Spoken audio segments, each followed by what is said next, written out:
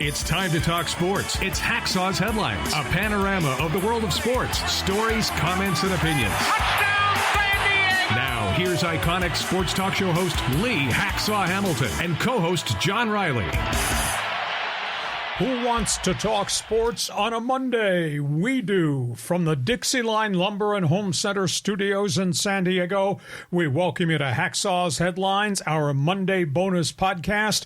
Good afternoon, everyone. Happy Memorial Day holiday to you. This is Lee Hacksaw Hamilton, along with my co-host who's in studio rather than in left field right now, John Riley. We welcome you coming off a great sports weekend with an absolute ton of topics on the table. Hope you're having a great Memorial Day weekend. It means so much to so many for different reasons. Podcast brought to you by DIXIELINE Lumber and Home Centers. 9 locations to serve you in San Diego. Regardless of what the project is, you've got projects, they've got materials, you want ideas, they can be your consultant at DIXIELINE. And by North County Eye Center of Poway and Escondido. There will come a day where you need eye vision test, new glasses, contact lenses, or procedures. When that day comes, want you to contact the people at North County Eye Center and tell them you're glad that they are part of Hacksaw's Headlines podcast. John Riley, good afternoon. Boy, have we got a lot of diverse things, quote, topics on the table to talk about. Yeah, we do. And on a Memorial Day weekend, it's a big sports weekend, too. So there's lots to get into. Yeah. Before we launch, let's just remind you, those of you joining us on our live stream, those of you just experiencing what we're doing, we do this podcast Mondays and Thursdays, normally about the 1 o'clock hour Pacific time. And when we're done talking to you about hot topics on the table, we turn around and we open it up to what John created called Fans Forum. And it's your chance to interact with us. John, explain it. Yeah, so Fans Forum is your chance. You got a question or comment in the world of sports for Lee? Just type it in the live chat on Facebook, X, or Twitter. We'll get you involved in Fans Forum at the conclusion of Hacksaw's Headlines. And if you like sports, have you checked my website? It is all written, LeeHacksawHamilton.com. It's the best 15 minutes in sports. It's Hacksaw's Headlines. It's my one man's opinion column, and it's Hacksaw's mini polls. It's absolutely free. If you check it every morning, you'll be the smartest guy in the room aside from me. So check it. And by the way, we've started something new. It's called Hacksaw's Insiders Group. When you go to my website, you can join. It's not a fan club. It's an insiders group. We give you unique and different things. It's a big orange box right on my homepage. Just fill it out. You will get on our mailing list. There'll be a ton of different things for you to access. And of course, we want you to share, tell everybody what we're doing. We want you to subscribe so you'll get the notifications every time we put something. John puts it up all hours of the day on the YouTube channel. Subscribe and give us 5-star rating. We could use the thumbs up along the way. John, a lot of emotional stuff this weekend. And let's start with a story that broke on Monday mid-morning, which I just think has stunned everybody. Yeah, the Bill Walton story. I mean, this is a shocker. Bill Walton has passed away at the age of 71. I tried to think of words to describe Bill Walton. Eclectic. Educated, eccentric, yes, effervescent. He was everything. He passed away at the age of 71. Long battle with cancer that we did not know about. His legacy is everywhere.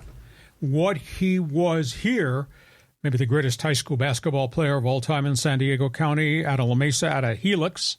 What he was there, UCLA, 3 times with John Wooden, NCAA champion, 3 times Player of the Year.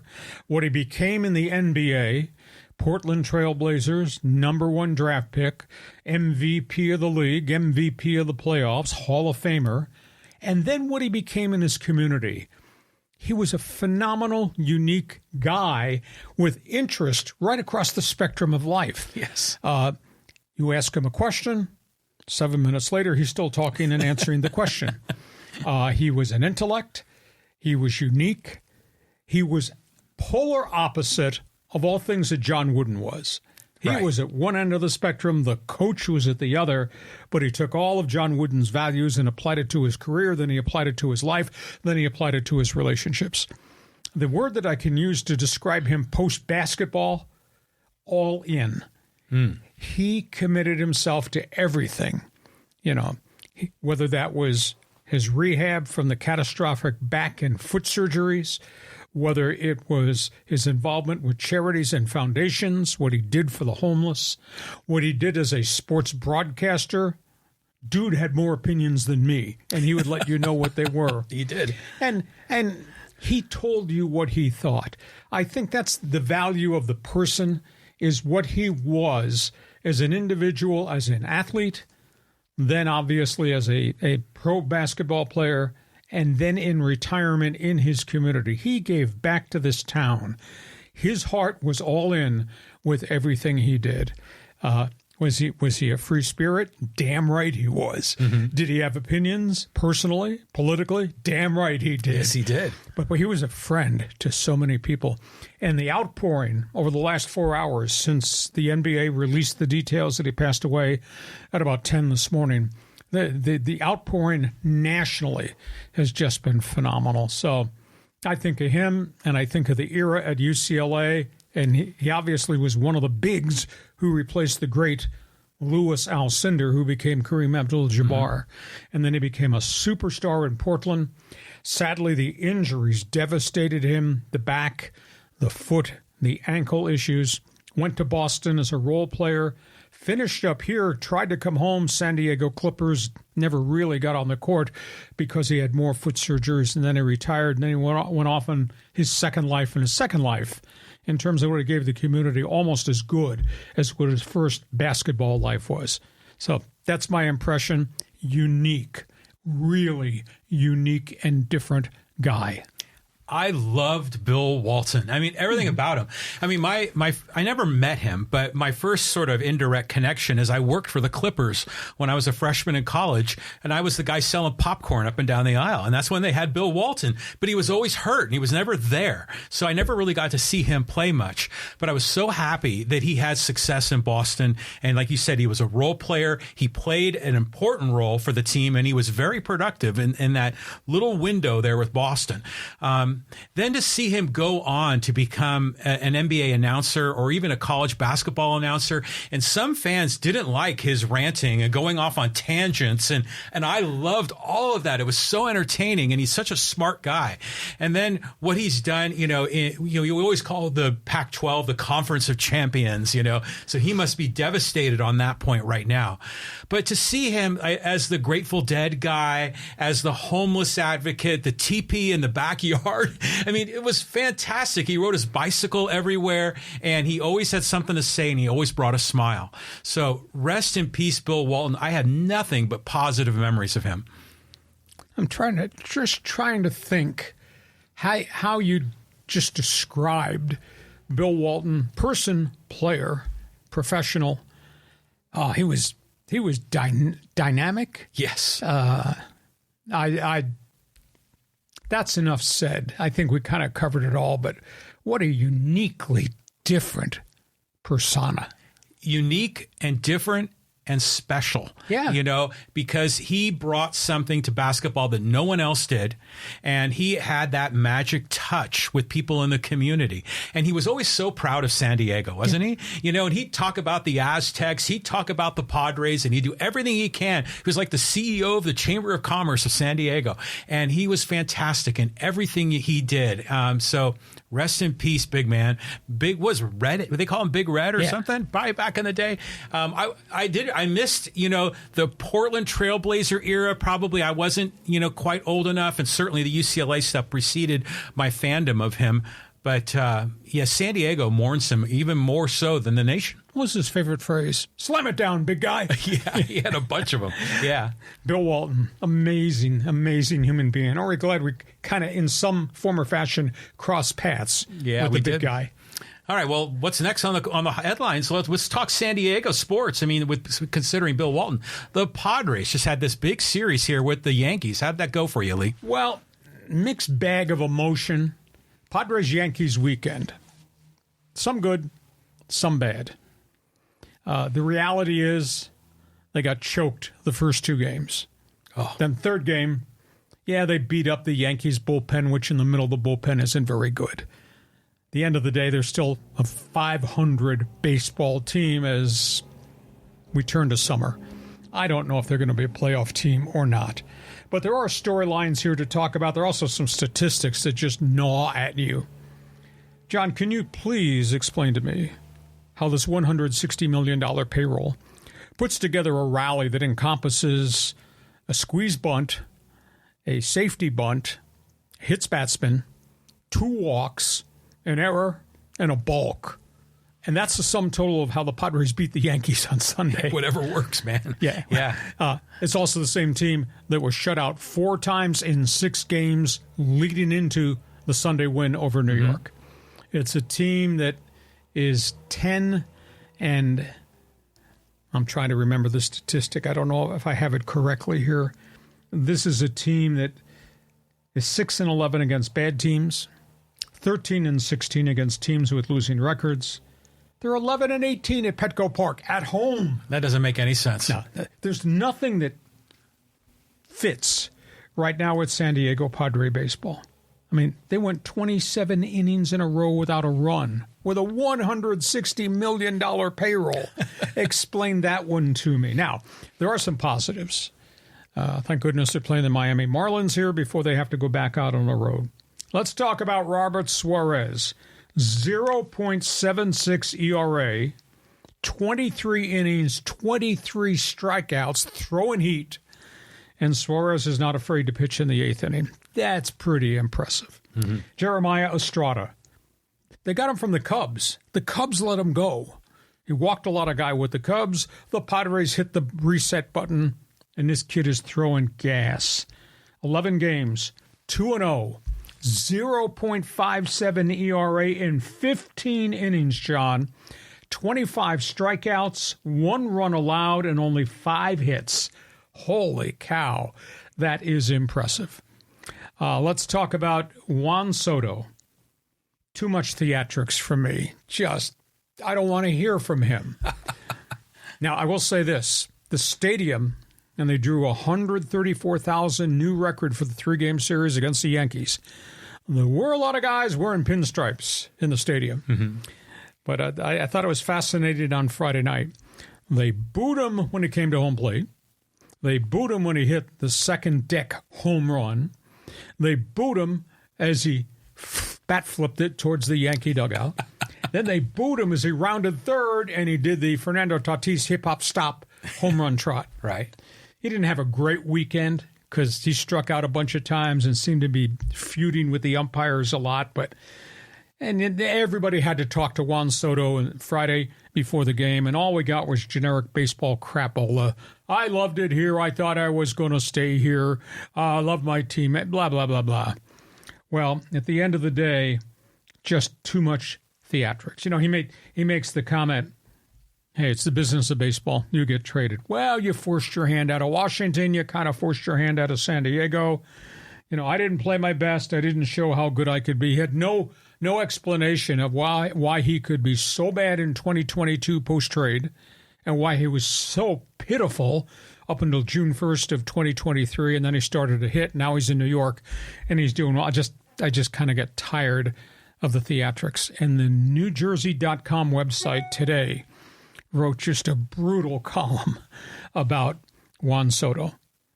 In the Padres clubhouse, Juan Soto had a lot of unhappy teammates around Juan Soto, and he was a loner, and it was all about him. I use the term Mr. Me, Myself, and I. So good luck. You're gone. You didn't do the job you were brought here to do. Who did a job? How about Aaron Judge? Why are you pitching to Aaron Judge, John Riley? Yeah, I mean, that dude is amazing. Home runs, second deck, multiple times, screaming line drives off the wall, extra base hits. He's really good. As good as he is, Giancarlo Stanton looks like a lost soul. This guy no way compares to the stud that was with the Miami Marlins. Now, he's had injuries 3 years in a row. He's guessing at home plate. He has no rhythm at home plate. He's striking out at home plate. To me, he just looked terrible. He's just not the same player anymore. He looks like a shell of himself. And by the way, the Yankees owe him a lot of money. So, John, your reaction to the weekend with the Yankees, your reaction to that guy in the outfield, Juan Soto. You want to talk about Here Comes the Judge? Go ahead. Oh, God, there's a lot there. Okay, so first of all, did you notice how Darvish was initially very sharp in that Friday game? 1 inning, 2 innings in. 1 or 2, and all of a sudden, it was like they figured him out. And then Eric Hosmer was tweeting about how possibly Campusano is tipping pitches based on how he sets up, in the catcher's box or where he set up. But it was clear that the Yankees knew something. He hit 3 in 1 inning and hit another home run in the next inning. Now, I thought maybe Darvish was tipping his pitches, but he's such a veteran, and how he locates the ball in the glove before he gets a sign, I think it'd be hard to read a tip. So maybe there is something that Campusano, either stealing the signs or was pitch.com maybe, but maybe how Campusano was setting up with the glove locate, maybe that's a correct assessment. Yeah, well, not only how he set the glove, but also his stance. They were saying if he had a wide stance, that meant he was likely going to get a breaking pitch in the dirt. So there were little ticks that they were able to figure out. But it was just mind blowing when they were hitting all those home runs. And at one point, it was almost 4 in a row. There was one of them that was high off the wall. But it was frustrating. There was one inning where Jake Cronenworth had a leadoff triple, and they stranded him at third. Yeah, it's happened a few times this season. Yeah, exactly. So it was a nuts series. I was happy that they came back and won the final game. Juan Soto is an unbelievable talent. He's probably found a home there in New York. I wasn't big on the booing of him. Aaron Judge is unbelievable. That dude is how tall is he? He's 6'7". 6'7". 280. He's huge. And then, Giancarlo Stanton, you ever notice his batting stance is kind of funky? He's got that closed stance and he's a little bit twisted. He had the one big hit.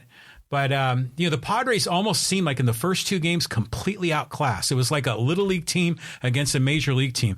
And my daughter was at the Saturday game, and she says there was 1 million Yankee fans at the stadium.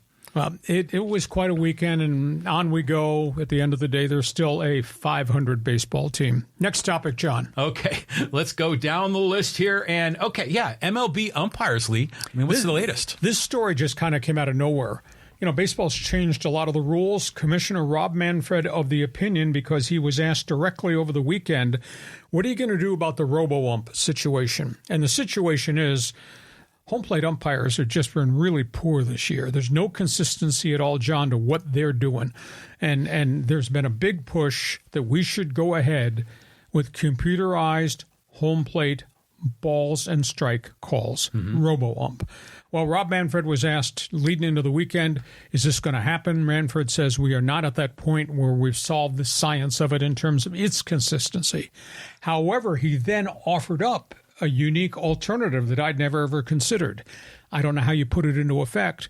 They're talking about use of instant replay request from the batter or the manager on balls and strikes. Now, how many would that be? Would it be 1 time per batter in an inning?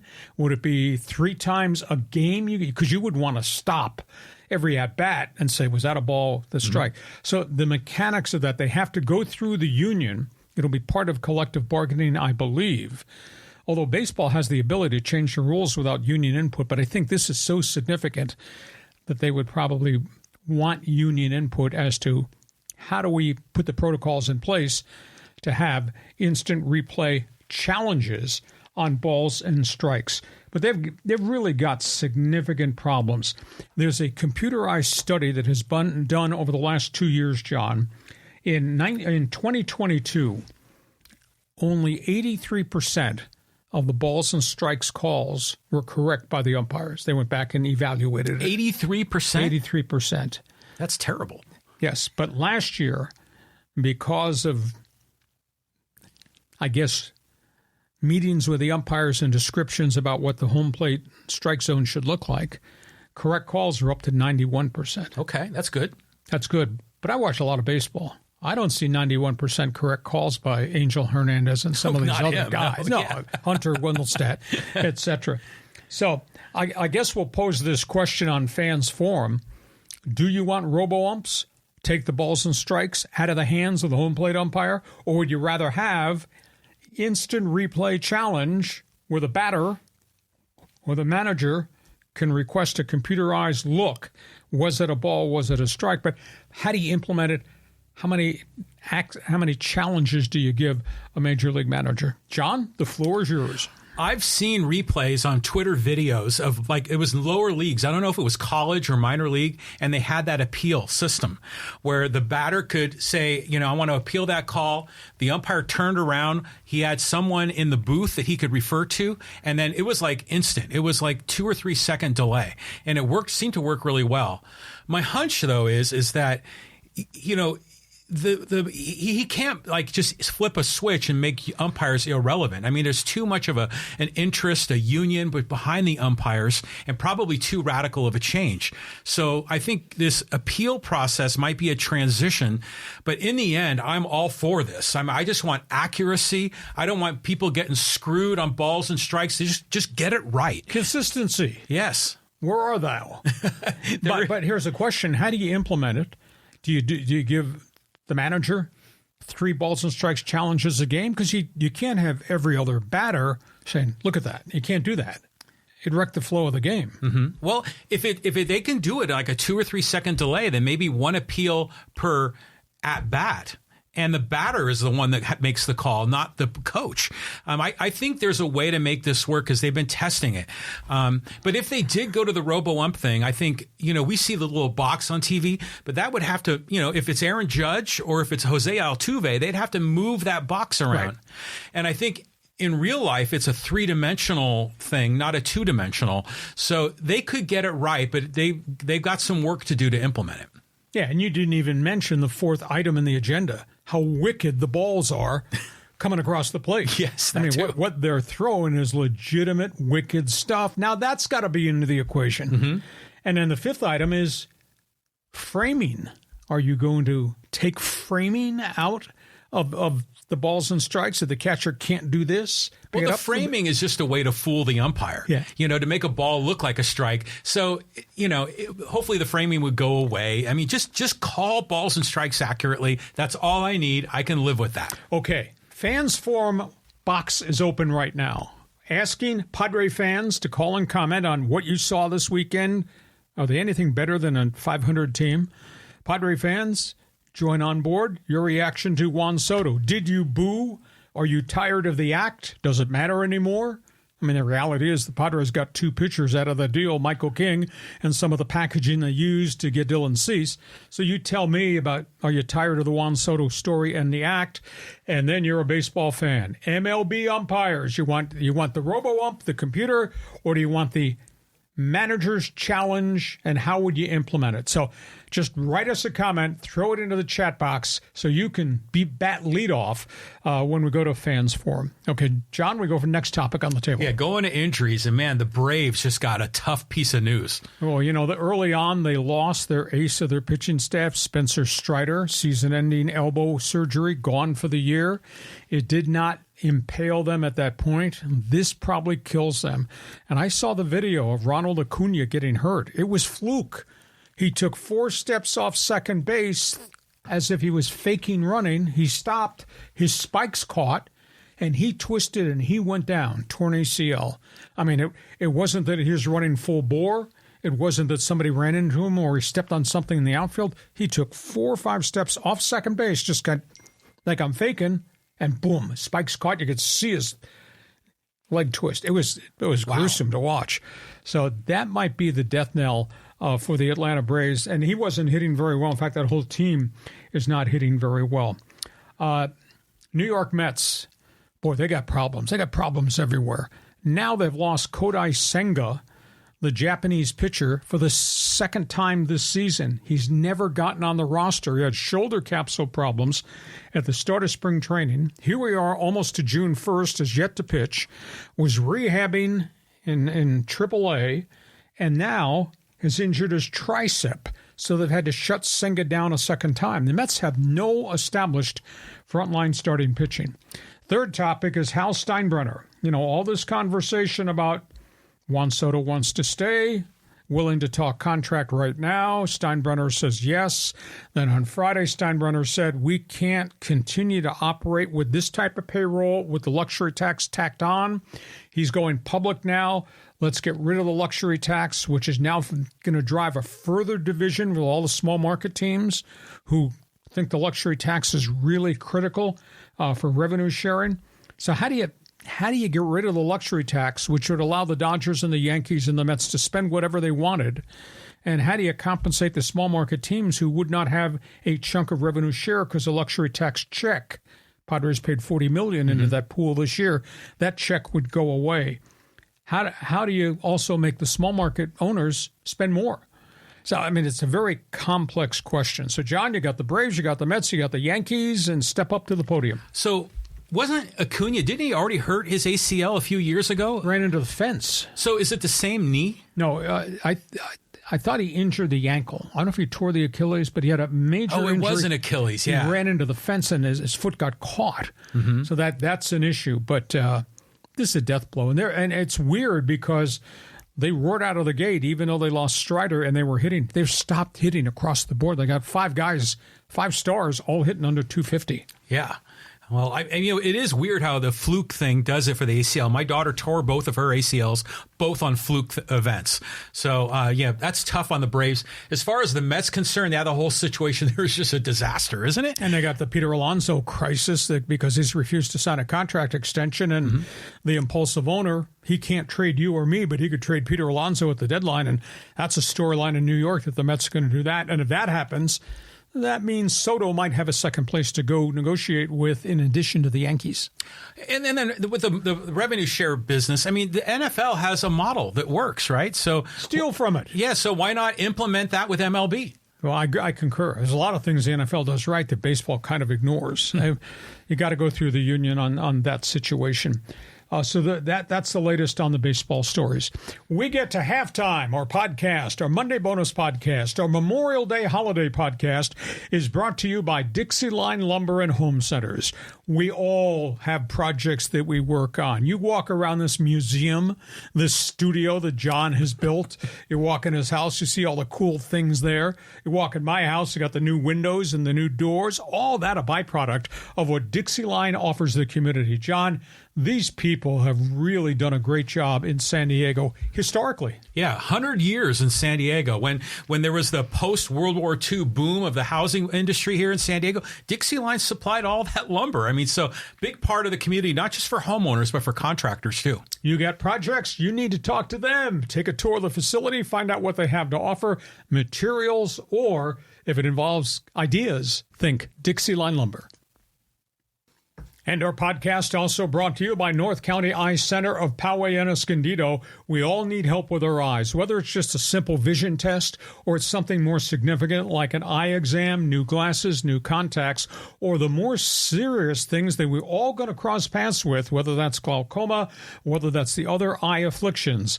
You want North County Eye Center, Poway and Escondido. And if you haven't had a vision test in a while, just give them a phone call. Set up a consulting meeting and make sure you tell them. Thanks for being part of HACKSAW'S podcast headlines. North County Eye Center, Poway, Escondido. And before we go to the second half of our Monday Memorial Day bonus podcast, reminder, when we're done, you take over this podcast. I don't know anybody else that's offering its viewers, its followers on live stream, the chance to actually interact and co-host. John Riley came up with the idea. If you disagree with what it is, it's all his fault. It's John Riley's Fans Forum. Yeah, it is. So look at all these guys piling in. Callan and Chris and who's also in there? Mesa Stormy and Gary and Willie and Daryl and, John is in the list. So if you got a question or comment in the world of sports for Hacksaw, just type it in the live chat, Facebook, X, or Twitter, and we'll get you involved. And a reminder, go to my website. I write on it every day. It's absolutely free. You punch it up first thing in the morning. You won't believe the volume of information that I provide. It's LeeHacksawHamilton.com. You're in town, you're out of town, hell, you're out of the country, and our old Canada network. Check my website, check my one man's opinion column today on what Memorial Day means to me. And also, while you're there, fill out the orange box on the homepage, join Hacksaw's Insiders Group. You'll become part of our mailing list. You'll get a ton of things we're doing. Give us a 5-star rating, give us a thumbs up. We could use that too.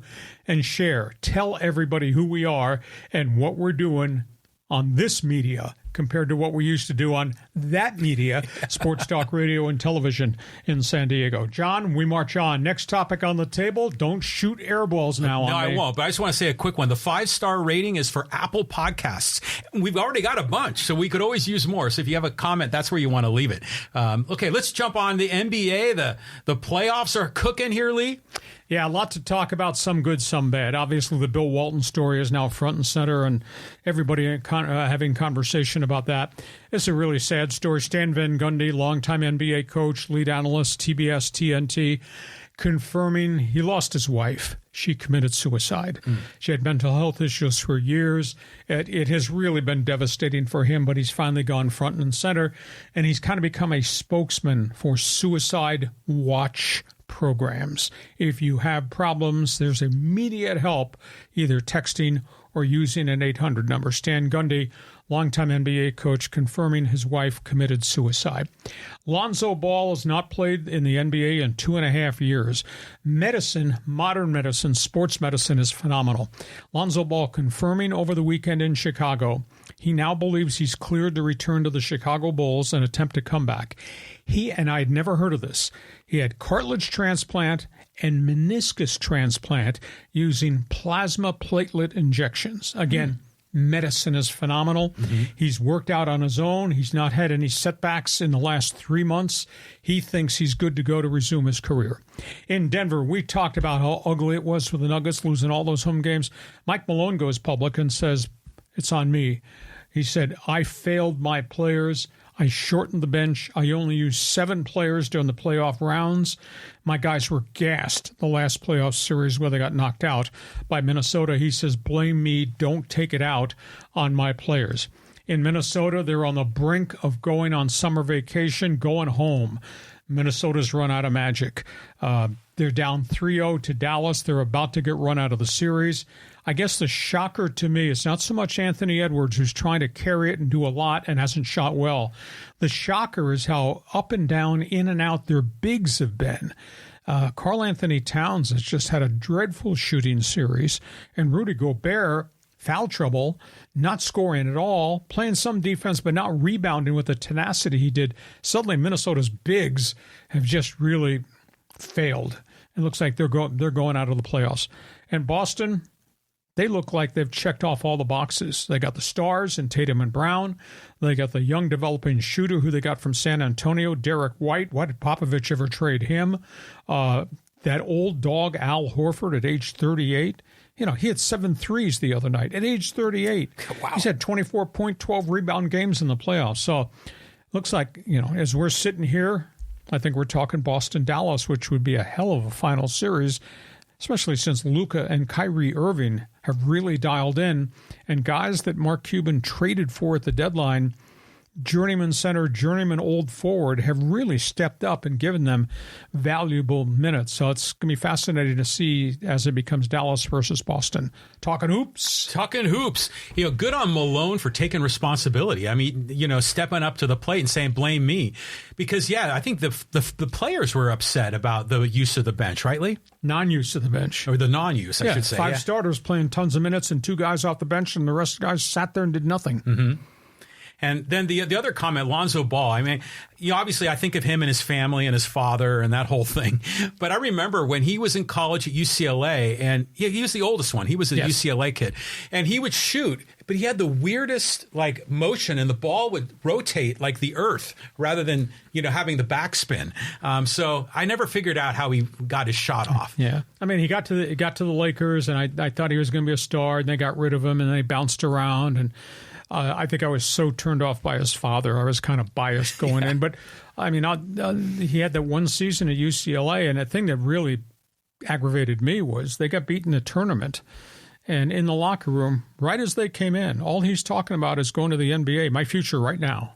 I thought that was miserable for him to act that way. And of course, that's a byproduct of the father allowing him to act that way. And the other 2 brothers have tried to get to the NBA, and they've had their own set of injury problems, too. So first family basketball hadn't really worked out. Not really. Okay, we move on. Next topic. Okay, let's talk a little NFL. We got the Rams and the Steelers, Lee. Yeah, it's an interesting story. We're talking about health, and we're talking about the sadness and passing of people. The Rams have finally detailed what happened to the young backup quarterback Stetson Bennett. Remember, he had the great career at Georgia. Oh, yeah. Back-to-back championships, kind of a self-made kid, got drafted by the Rams, comes to camp, going to be the number 2 guy behind Matthew Stafford, and then disappeared. And now we find out that he burned out. He had mental health and depression issues, and he stepped away from the NFL for an entire season. They would not talk about where he was, what had happened to him, not made available to the media. Even at this hour, has not been made available to the media. But Les Snead, the general manager, confirmed it was a mental health issue. It was depression. He got counseling. Through medication and help, he's back in camp, and he looks like a very, very different person. So, the pressures of being who he was and how hard he worked, it all caught up to him. But he is back in camp, and he's expected to be the backup quarterback and maybe the quarterback of the future for the Rams if indeed Matthew Stafford leaves. The other story, I guess you could look down the road and say, yeah, I could see this crap happening. Antonio Brown is in all kinds of trouble. Remember him, the star wide receiver, Pittsburgh? Yeah. Mm-hmm. Went to Tampa, went to New England, flamed out, got released. He's filed for bankruptcy. That's a shocker. I guess he didn't use that Central Michigan degree very well. Antonio Brown is totally devoid of money. He has only $55,000 in assets. He has $3 million in debts. He's lost 3 lawsuits. He obviously has been involved in a terrible arrest, all types of domestic abuse issues. Antonio Brown, get this, made $80 million in the NFL. He has $55,000 left, and he's in debt from here to the parking lot. Wow. And he still thinks he has fans. He still thinks he has friends. He still thinks he's going to get a TV job, and he thinks he's going to the Hall of Fame.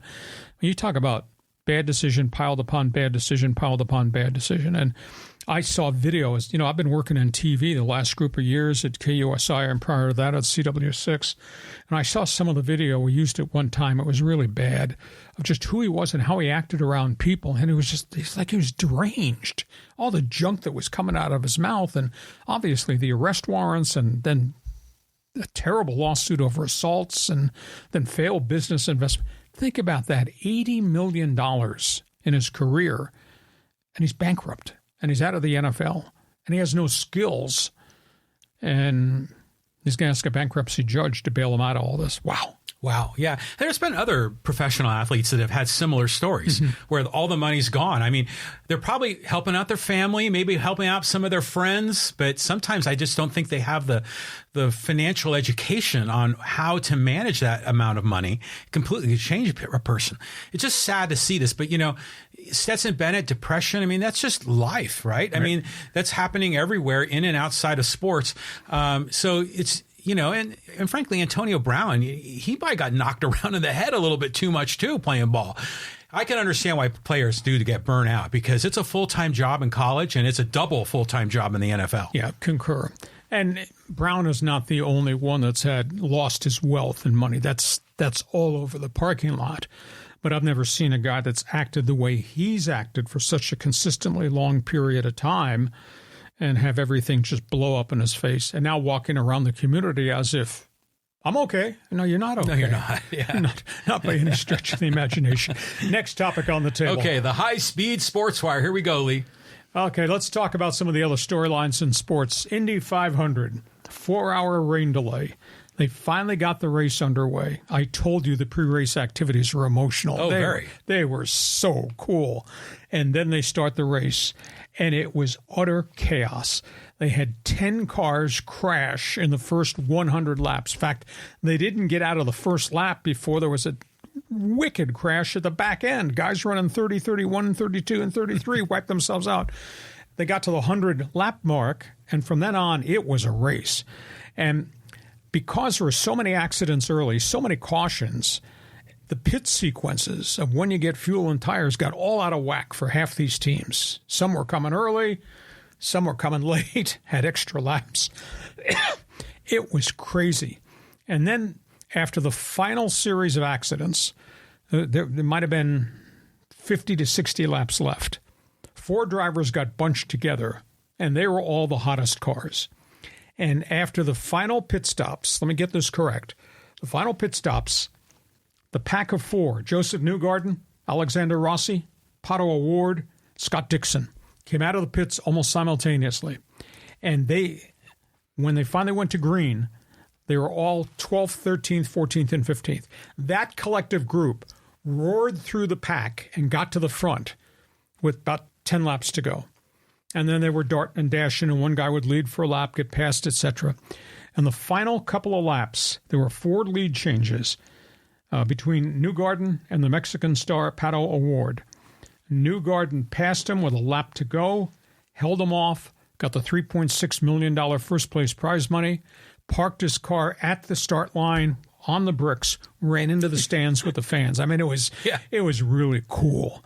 And then he came back. Pato O'Ward, who's gone from 6th, 4th, 2nd, had the lead, lost the lead. He sat in his car on pit lane and cried. It was an amazing race. And Roger Penske wins his 20th Indy 500. It was just an electric day. But I'll tell you, the final 5 laps, Newgarden, O'Ward take the lead, undershoot the guy, get the lead back. Newgarden passes him again. All those changes in the final laps at 220 miles an hour. And then the weirdest thing, and it's never happened before because of the rain delay and then all the cautions, they were still racing at 7:30 Indy time, which is 4:30 out here. We got a lot of sunshine. Yeah. They were in the shadows of the track. And the track conditions, once they got under cloud cover and the sun went down, that track cooled right down, which meant speeds went up. So these dudes were darting and dashing at like 230 miles an hour in that traffic. So it was a hell of a race, and Joseph Newgarden wins it for the 2nd year in a row. I know you watched it. I know I tried to educate you about it. That was a pretty cool day. Yeah. I mean, you're sending me text messages during the whole thing. It was great. It was a great event, and it was weird how the rain, during the pre-race festivities kind of threw them off course. But one thing I'm always amazed with IndyCar is that sometimes, they're drafting, and it looks like they're both maxing, all the cars are maxing out with their accelerator. But then suddenly you'll see the cars move sideways, and then whoop, whoop, whoop, and then they pass them.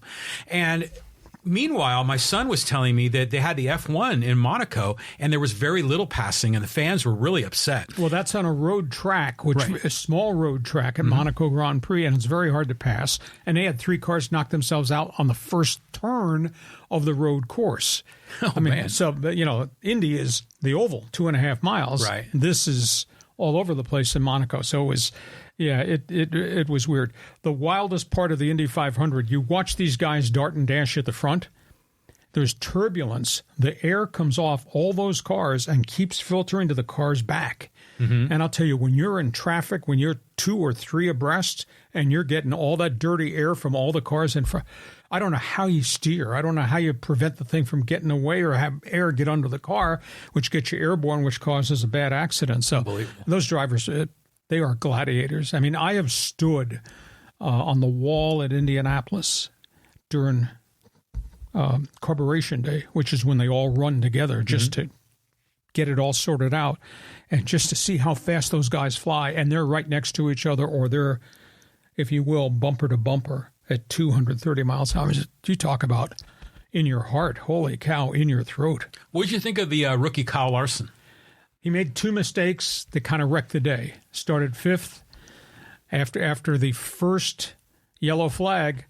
As they got ready to restart, he shifted into the wrong gear, and he slowed down, and he went from 5th to 14th, just like that. Wow. That was a rookie mistake in an Indy car. Then later in the race, he fought from where he was. I think he'd gone from all the way back to 14, fought his way up to 6th. And then there were more cautions. Everybody was pitting.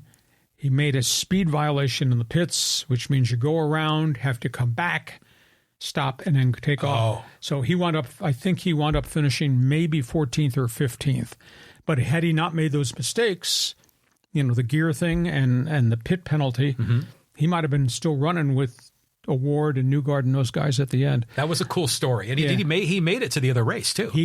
Because of all the rain delays, he got there, and just as he was not in the car at the start of the race, they had a backup driver.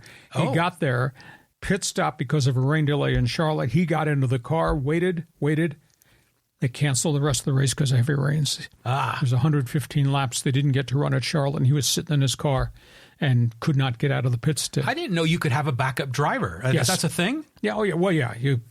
all teams have backup drivers. If somebody gets hurt, somebody gets sick, a lot of things happen in the cockpit of a NASCAR that you can interchange guys if need be. Interesting. So we got that story. Boy, it's been a dark day talking about all those other stories. This is a terrible story in the PGA. His name is Grayson Murray, a journeyman PGA golfer at age 30, committed suicide right in the middle of the Charles Schwab Invitational in Fort Worth. Murray, who had been on the Pro Tour, lost his card, has fought through mental health issues and alcoholism, went back to the developmental series, the Korn Ferry series, where all the young guys are, try to play to get their card, got his card back, came back onto the tour. He won 3 events on Korn Ferry last year to get his PGA card back. He won at Sony. He won the first weekends of the season when the tour started in Hawaii, and everybody just wrapped their arms around him. Anyhow, he is up and he's down, and he had a decent start Thursday at the Colonial. Friday, he had 3 bogeys in a row, was 5 over par, and pulled out of the tournament, and evidently went back to the hotel and killed himself. Ooh. And he has had a history of mental health issues and alcoholism and depression. It was shocking. The PGA commissioner flew in and met with the Players Tour Board and said, should we cancel this tournament? The family said, no, go ahead and play it in his honor. I watched some of the interviews with the PGA guys. It was hard. Excuse me. It was really hard. And it shows the depths of mental health illnesses.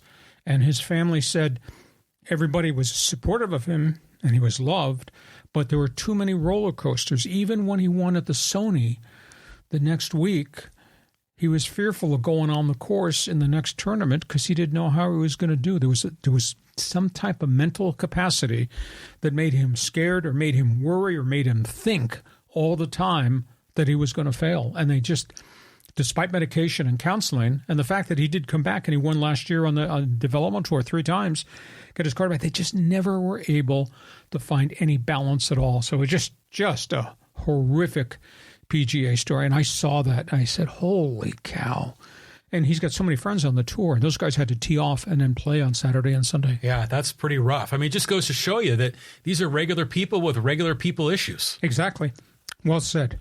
The other story is really unique, and we haven't heard the end of this story yet. I don't know. Any soccer fans out there, do you like our coverage of the English Premier League? I write a lot on my website about it.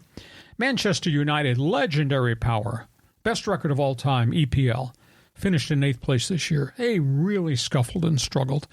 And ownership, they changed ownership at midseason. New leadership comes in, and they're changing everything. The whole structure of how they operate the franchise, how they pay, et cetera, et cetera. And they're going to change managers. Erik ten Hag has been there for a couple of years. This was the worst year Man U ever had in the English Premier League. Finished 8th. They were always at the top of the table. Yeah, they were. Always signed all the great players, et cetera. So anyhow, EPL season ended a week ago. Manchester City won it for the 4th year in a row, which had never, ever been done, even during the Man U era. So they have all these other tournaments in Europe, the Champions League, the Europa League, the FA Cup. Manchester United, on the weekend, beats Manchester City in the FA Cup. Oh, wow. And wins the cup. And ten Hag, the beleaguered coach, takes the trophy, then holds it up, and everybody's writing he's going to get fired because of where they finished, what's the demise of the program, holds it up and says, okay, you can fire me if you want, but I'll come back and beat you next year with some other team. It was the most amazing thing. Manchester City is just staggering. Now, Manchester City might be burned out because they've had a long season, et cetera, and that, winning the EPL a 4th time is the greatest endeavor ever. But that was so weird to see, Man U beat these guys, then Van Tag say what he said, flaunting them, go ahead and fire me. It was an amazing weekend in soccer. So that's my corner kick soccer story for you. It reminds me of Dan Monson at Long Beach State. Yeah. You're right. He got fired, and then he won the Big West. But, yeah, Man City, I know historically, has been terrible for so long when Man U was dominant, and then the tides have turned on this. But, it just goes to show you that is just a really competitive league with a lot of really talented players. So once they figure it out, it doesn't surprise you maybe that Man U can knock them off. I would bet by this coming Thursday when we do our next podcast, he might be applying for a job co-hosting with us. Yeah, I think he's going to get axed. But how weird is that to beat Man City after what Manchester City just accomplished? Okay, time for Fans Forum. This podcast is brought to you by DIXIELINE Lumber and Home Centers. 9 stores to serve you in San Diego. You got projects. We invite you to go see them. And by North County Eye Center, Poway and Escondido. When you need help with your eyes, think North County Eye Center. Call and make an appointment right now. Just have your eyes checked out and make sure you tell them you appreciate them being part of Hacksaw's podcast. We are ready. It's a holiday for a lot of people, but not for us. Obviously not for the people on Fans Forum. John, go ahead. The hardest working man in sports journalism over here. Okay, let's go to John. And he says, rest in peace, Bill Walton, UCLA, Portland, Boston, and even the San Diego Clippers. Interesting guy, as we alluded to as our lead story. I think he's one of the most eclectic, eccentric, electrical person I've met. And he cared. That's the word I guess I was searching for earlier. Anything he got involved in, he cared deeply about, whether that's UCLA, Pac-10, Pac-12, pro career, and what he did politically and personally in his hometown. He cared. Yeah, absolutely. He cared. And we loved him for it. You know, especially a San Diego guy, always positive, just positive energy whenever people are around him. But I was reading a tweet from Ben Higgins, and he was saying he's emceed events where Bill Walton's there. And I guess when they're running behind schedule, don't give the microphone to Bill Walton because he'll go for 30 minutes talking about stuff. But yeah, special guy on so many levels, societal, cultural, and in sports. Do you regret sending him the email that said you thought Grand Funk Railroad was better than Grateful Dead? Yeah, or Fish, maybe. I don't know, some other band that's kind of like the Dead. But I've had friends go to Dead shows, and they say he's always easy to spot because he's so damn tall. You know, he stands out in the crowd. On we go. Next topic. Okay, let's go here to Callan. And Callan says, hey, I met Bill Walton several times during my time announcing at USD when he and Dave Pasch would work ESPN games for the West Coast Conference. What a great human being who was so giving of his time to everybody. Rip Bill. He had an opinion on everything. He'd tell you his opinion on everything, and some of his opinions were pretty vital. Now, some of them are a little bit off the charts, but what an honest, good man. Yeah, it was just funny, like watching a basketball game, and suddenly he's talking about the Spanish Inquisition or something. You know what I mean? It's just nuts. Okay, let's go here to Gary. And Gary says, do we still need Cronenworth's glove at first base? Maybe swap Arise to second.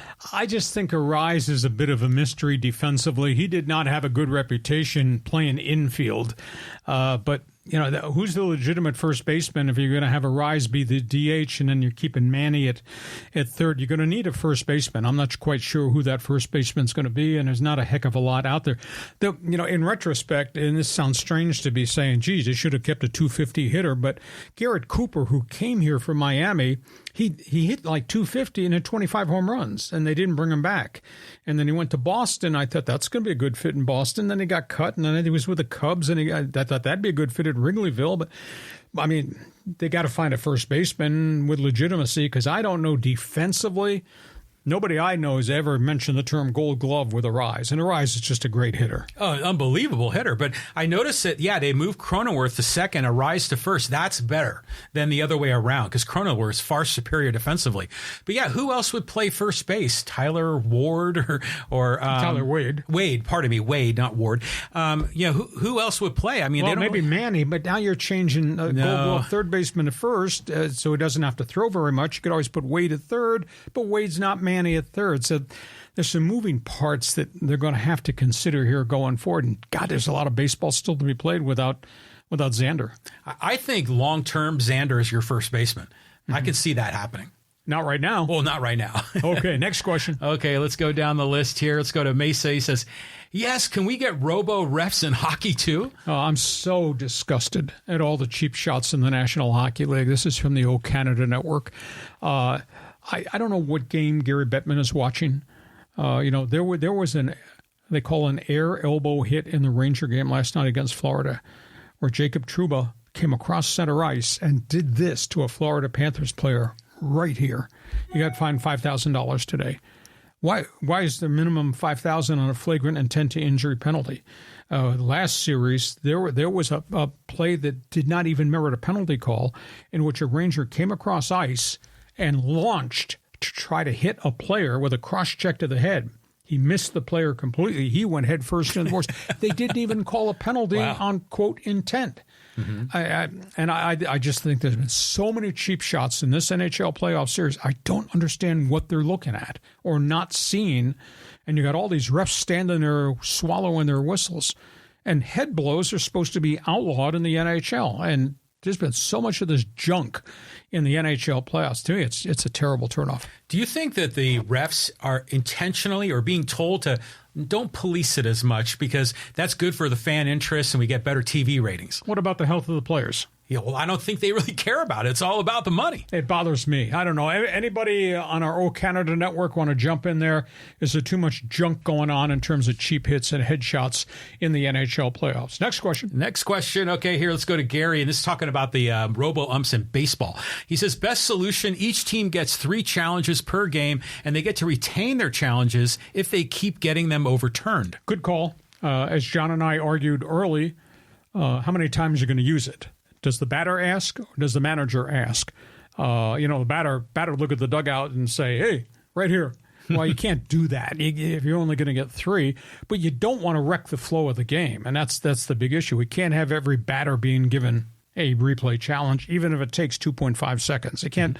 I just think that would wreck the impact of the game. So it's an idea. I don't like the computerization issue. I don't want robo-umps because the umps have to do a better job, but the umps play an integral part, safe, out, and all that, and policing the game. Right.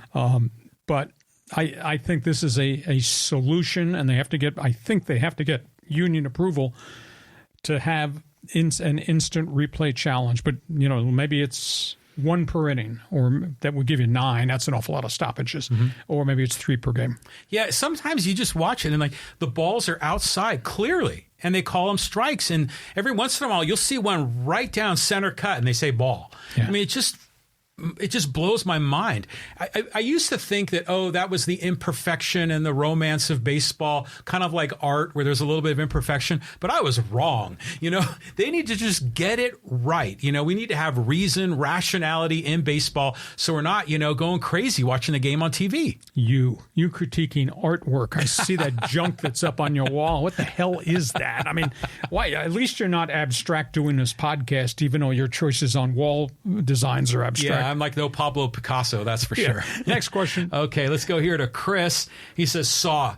Usually I try to say something witty using your trademark over-the-top jargon, but today I will not. I just want to thank you for your amazing, touching Memorial Day tribute on the website. Absolutely moving. Yeah. It's a dark day. I found this to be a very emotional, hard day for me. And then obviously we have to talk about the passing of Bill Walton, and we talk the tragedy with the suicide on the PGA Tour and all that. I wrote a column. It's a little bit different. It's not about sports today. My one man's opinion column on that website. It's about Memorial Day, what it means to me and my family. So I'm so surprised hardly anybody flies a flag anymore. There's only two people on my street. I'm one of them that's flying American flag today, Memorial Day. It's kind of gotten away from us. Yeah, it kind of has, hasn't it? And granted, the American flag now kind of represents different things to different people because it's been so politicized. But I want to say that the article that you wrote was really, true. It's moving. And it was, you talk a little bit about Jerry Coleman and Ted Williams, but it was really about your family. Yeah. And all of your brothers and your father and your uncles that were all serving in the military. For me, my family was the exact opposite. I mean, if I go way back into the archives, I probably have ancestors in World War I and II, but military was not a big thing in my family, but it clearly was for you. Yeah. I've been to a whole bunch of places, stateside. If you got family who was in the military or you have some attachment, go to the World War II Museum in New Orleans. It's unbelievable. And I've been there, and I've been to the national cemeteries, and I went to Normandy to deposit the ashes of my uncle who jumped into Normandy the night of the invasion, and he finally died at age 95, and deposited him with a group from his unit that died at Normandy. So get a chance, I've been to the Vietnam War Memorial. It was really hard for me. And been to the World War II Memorial. There's one in Virginia, which is phenomenal. And obviously a lot of these other places. But I swear to you, John, if you go to the World War II Museum in New Orleans, or if you ever had the trip to go to France, go to Paris, and go to Normandy, you'll be speechless. It'll change the way you think about everything. Wow. Going back on movies, in the article you referenced the Band of Brothers, what was the Saving Private Ryan. Saving Private Ryan. Forgive me for missing that. What is your favorite or most moving military movie? Do you have one? You just mentioned both of them. Okay. Those two modern day ones, and before that, because I lost an uncle on a B-17 over Germany. It was a movie, I think it was called 12 O'Clock High, which was about that time when they flew unprotected into Germany, and we lost so many planes, so many B-17 flying fortresses. Those are probably my three favorite ones, because I'm a product of the Vietnam era, and because my friends were so touched by Vietnam, I just can't watch Vietnam War movies. I just can't. But, and then we have the tragedies of the forgotten war, Korea. Right. And then obviously we have Iraq and Afghanistan and everything that in modern day warfare has taken our men and soldiers and women too. So Memorial Day is, sorry, it's just really hard for me. Yeah. Well, who was the player for the Arizona Cardinals that went into the military after Patrick Tillman gave up his career, played at Arizona State when I broadcast. And he went and served and got taken out by friendly fire in Afghanistan on a hillside. Hell of a guy. Wow. And again, this is important. Serving my country is important. He didn't go it as a warrior. He went to be a soldier and unfortunately got taken out by friendly fire in a sniper situation, sadly, by his own guy. But, just never forget those guys. I'm trying to think of other sports heroes that served. I know Willie Mays did. Oh, Bob Feller. I mean, back in World War II, Hank Greenberg, the greatest slugger of that era, they all went to serve because it was their duty. Then Rocky Blyer, too, right? Exactly. And he was badly wounded in Vietnam, and he came back and resurrected his career. I think the story I saw this morning, I think there are 55 professional athletes who went and died, whether it's World War II, Korea, or a few in Vietnam. Yeah, 55 total athletes. Wow. Now, a lot of guys served, a lot got wounded, but I think it's about 55 who passed. Wow. Yeah. Next question. Okay, let's go to social media and get some folks in here. Oh, just another comment here because I want to get everyone in that's talking about Bill Walton. And this is from Arnie. He says, Hacksaw, we're heartbroken here in San Diego passing a Bill Walton. Unique. Yes. What a personality. We'd get up and we'd get all dressed up and we'd go to these luncheons and dinners. And he'd show up in his tie-dye shirt. And that's okay. Perfect. That's Bill. Bill being Bill. That's exactly what I expect from him. Okay, let's go to social media. We got some people here that have got some thoughts and comments. And, here, let's go to, was it DJ Carlo? He says, always mad respect for Mr. Hamilton, hoping the Dodgers can win a World Series during Ohtani's contract. Unfortunately, I don't think this year is the year. We sit here at the breakfast table this morning. Dodgers now have 12 guys on the DL. 12. Including virtually their entire bullpen. And, of course, some other guys are hurt, too. So it's just been a real challenge. They're not hitting right now. It's a weird stat. The first April into mid-May, with runners in scoring position, 328. That was the top of the batting order, top six guys. Since then, runners in scoring position since, May 15th, 198. And the bottom third of their batting order, the batting averages are just horrific. And now Freddie Freeman's cooled off, and Betts has cooled off, and Ohtani's got a bit of a hamstring problem. And there is no Max Muncy because he's the 12th guy, just went on the DL. So, but a lot of baseball to be played. They're going to get some more pitching back. The pitching's a little iffy. Buehler had the 6 shutout innings, and he got kind of strafed in the last outing, gave up a couple of home runs early. So it's a process. Well, this is the time for the other NL West teams to step up, because it's an opportunity. Did you see the Padres schedule going into June? That's a winnable month. Yeah. And here's another factor. 2 best teams in National League, the Phillies and the Dodgers, have yet to play a first-place team on a schedule. Ha! And that's going to flip this week. Yeah. And then the Braves, another team, they're kind of in a little disarray with those injuries. So. Yeah, but Don't sales pitch me on the Padres. They're a 500 team. Last time you sales pitched me on the Padres, they lost 3 in a row to Colorado, of all people. Colorado. Okay, let's go here to Budman. He says, hey, I remember those days well at XTRA. Chet 40 was the glue.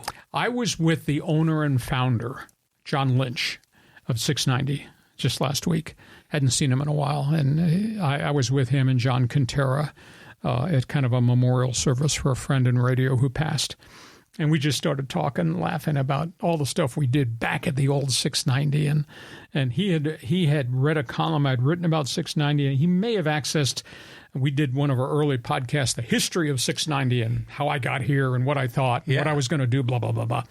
And he laughed. He said, you don't think we planned this stuff out, huh? I said, no, you didn't. You just kind of stumbled upon some of us. You knew who I was, and I was the leadoff hitter. And then you stumbled upon Jim Rome, and you stumbled upon Steve Hartman, and then we created the Loose Cannons. But, we reflect back on 690, and we had something really unique and really special. And at the time, we were working so hard, and we were the first ones through the wall. Nobody had ever done it that way.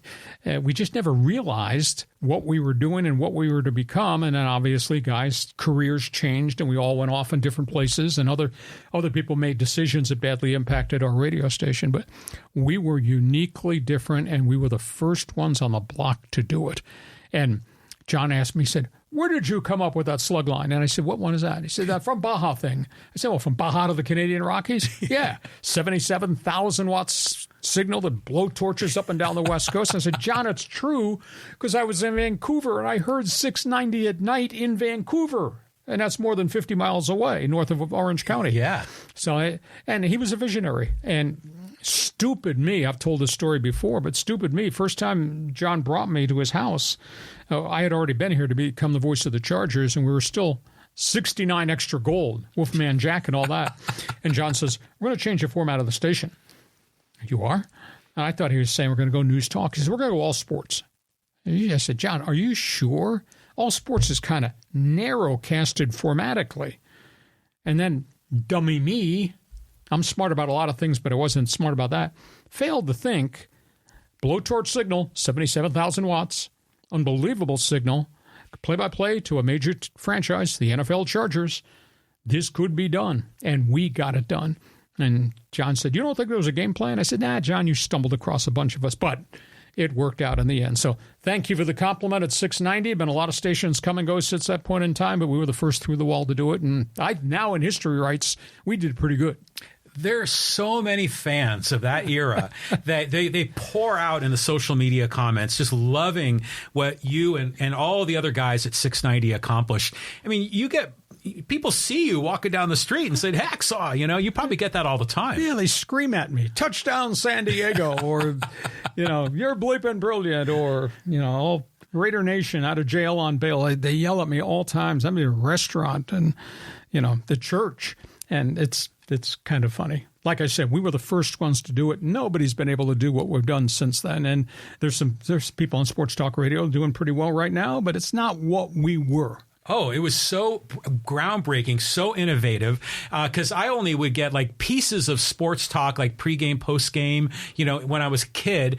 And then one of my buddies told me about you. He says, you got to turn on 690. And it was like, would you come on at 4 o'clock? 4 I o'clock. think. Yeah. And he says, Hacksaw's headlines. I go, who's Hacksaw? And I just went, I couldn't believe it. And so in the 90s, especially before the internet was a thing, you guys just blew the doors off everybody. Peter Seidler, and I had not known Peter Seidler. He purchased the Padres, came from the Dodger family. And the first time I met him at his introductory press conference, Peter Seidler came to me and said, Hacksaw, I could not wait to leave the office at 4 o'clock to get on the 405 so I could hear the best 15 minutes in radio in gridlock at 4 o'clock every afternoon. I had to be on the 405 by 4 p.m. It's just fascinating stuff. Awesome. Okay, let's keep moving here. And let's talk a little bit about Juan Soto. And this is from Mark. And he says, there are only a few big TV markets who can afford to pay those types of salaries, L.A., New York, etc. They can also do an Ohtani-like deal that the Dodgers and defer the pay to avoid any luxury tax issues. The league will not be at parity until a salary cap, like every other league in the world does, comes into effect. With the ability to defer pay and no cap, we can expect the TV market spenders with large populations to dominate. Padres get to the World Series average every 26.5 years or 27.5 years and no wins. The Dodgers and Yankees have over 30 rings combined. That pretty much summarizes it. Yeah, it does. I mean, that encapsulates everything. And then you get to the question, should it be free enterprise? This guy would allow anybody to spend anything and screw the rest of the small markets. Is free enterprise with no cap good? Maybe good for New York, Boston, L.A., but is it good for Tampa, Miami, to a degree San Diego? There'd be such a disparity between the bigs and the rest. Is that good for the game? And as John mentioned, there is an NFL model of revenue sharing and hard cap with penalties that works. Why not adopt a chunk of that? Everybody in the NFL is making money. Now you can say, well, hell, everybody's 500. Well, everybody's got the same amount of money to use. How do you use that money, and are you good in player personnel? As much as I'd like free enterprise and that the Yankees and the Mets be the Yankees and the Mets with the Dodgers, is that good for the big picture? That's another topic for another time that we'll probably have a great, great discussion on. Well, I'm a big free enterprise guy in the rest of the economy. We have innovators doing special things, creating products and services. But in baseball and in sports in general, you want to have a reasonably competitive league, so having the salary cap and the salary floor makes sense to me. The league overall, MLB or NFL, they're as capitalist, as free market as you can get. But the individual teams, I can see a reason that you want to balance that out. Yeah, that's where we are. Hey, listen, we hope you have enjoyed our Memorial Day special Monday bonus podcast. Just a reminder, check my website. I write on it every day. Love to have you look at it every morning. Check my One Man's Opinion column on my website today. It's kind of special to me about Memorial Day. Our podcast is brought to you by DIXIELINE Lumber and Home Centers, 9 stores to serve you in San Diego, and North County Eye Center, Poway and Escondido. You need help with your eyes, call and set up an appointment. And do me a favor, just tell them thanks for being part of Hacksaw's podcast. John, have yourself a great rest of the Memorial Day weekend. Take a deep breath. We'll be back here Thursday, headed towards another great sports weekend. Thursday. Looking forward to it. And thank you for being with us on Hacksaw's Headlines. Join us again for Hacksaw's Headlines on YouTube, Facebook, and Twitter. And find the audio version on your favorite podcast apps. Touchdown, San Diego! For more content, go to LeeHacksawHamilton.com.